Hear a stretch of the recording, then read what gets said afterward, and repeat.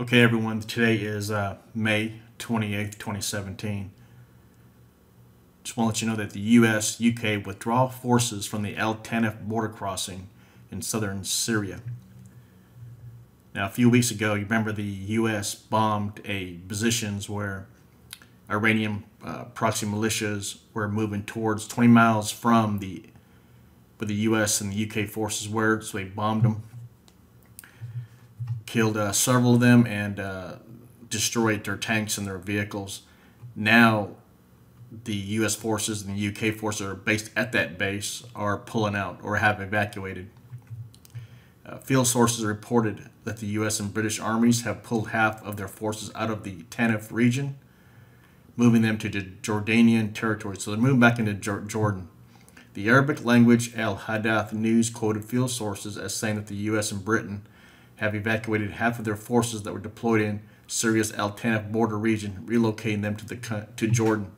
In the meantime, social networks affiliated to the Syrian army reported that the U.S. and British forces that are backing the terrorists of Aswad al-Sharqiya and Jess al-Thuro have left their bases in the two regions of Hamimi and Sukri in eastern Homs. The source said that the U.S. forces retreated via Al Tanf border crossing towards Iraq, and the British forces left Al Tanf for Jordan. The sources also said that the entire patrolling groups of the U.S. and British forces have left the border lines. Arab media outlets and on Tuesday that the Russian armor units entered regions along the Syrian-Jordan border to fortify the Syrian army's border posts and positions and seal the border line. The sources said that the Russian Mountain Operation Brigade Battalion arrived in the southern provinces of Dara and Sweda. The sources further added that the Russian battalion was duty-bound to fortify the Syrian army positions in the region and seal the country's borders overlooking Jordan, where the Syrian forces recently gained the upper hand.